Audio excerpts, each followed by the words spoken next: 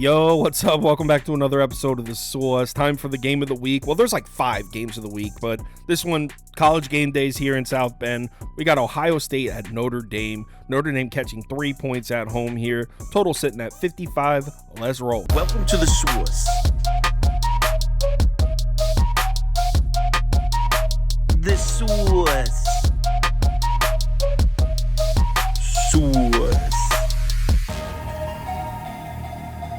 Hey, get the Source. So like I said, this line's at Notre Dame +3. Public's kind of split on this one, definitely leaning towards the Irish a bit.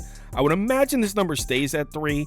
It is available at 3.5 on a couple books right now, but with the public slightly coming in on Notre Dame, I doubt you'll be able to get 3.5 at kickoff. So you got Kyle McCord at quarterback, making a road start in South Bend against a Notre Dame defense that looks pretty good. They're ranked 42nd against the run, 46th against the pass, top 25 in the FBS in both points per game allowed and yards per game allowed. Kind of tough to get a read on the Notre Dame defense right now, though, if you ask me. I mean, they've only played one legitimate quarterback this year, Brennan Armstrong in North Carolina State, and it was impressive. Notre Dame went on the road and really shut him down. He dropped back to pass 47 times and threw for just 260 yards, a 26.9 QBR, which is impressive. Defense played great. I know North Carolina State scored 24 points in that game, but it was because in the second half, Notre Dame was scoring so fast, giving the ball. I mean, they ran 79 plays and averaged less than 3 yards a play, or less than 4 yards a play, I think it was. But Notre Dame's defense was great in that game. Thing is, Brennan Armstrong hasn't been good in a year and a half. On this side of the ball, the big question is going to be, can Ohio State run the ball on this Notre Dame defense? Because week 1, they went into Indiana.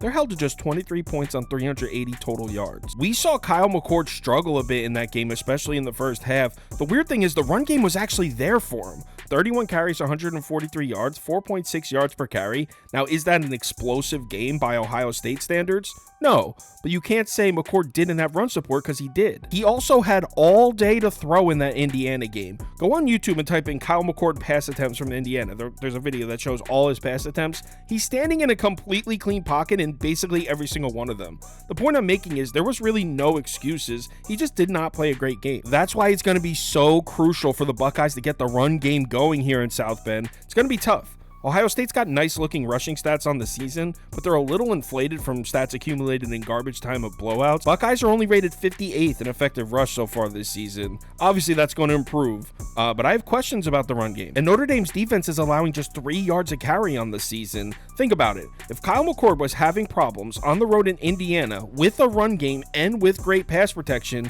how can we lay 3 points with him on the road in South Bend against a Notre Dame defense when the run game and the clean pockets may not be there? Now, if you like Ohio State in this game, here's your angle. Here's how you answer that question.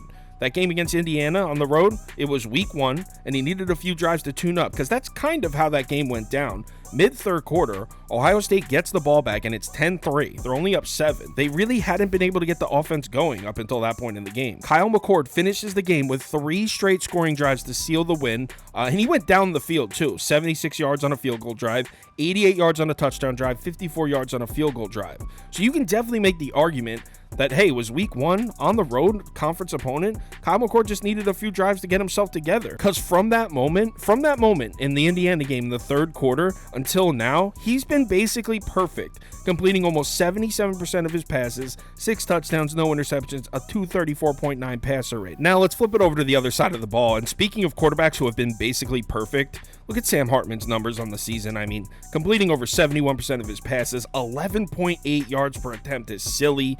13 touchdowns, 0 interceptions, a 217.8 passer rating. That's 3rd in the entire country behind Caleb Williams and Dylan Gabriel. In fact, it's really tough to find anything negative to say about the Notre Dame offense this season. They're looking like a powerhouse on that side of the ball. They're top 16 in yards per play, yards per game, and overall beta rank. You can say the same exact thing about the Ohio State defense. They're ranked 7th overall in the FBS, 7th against the run, 9th against the pass. They've allowed just 20 total points this entire season. Ohio State just played Western Kentucky and held them to 10 points. In case you're unfamiliar with Western Kentucky, they can score.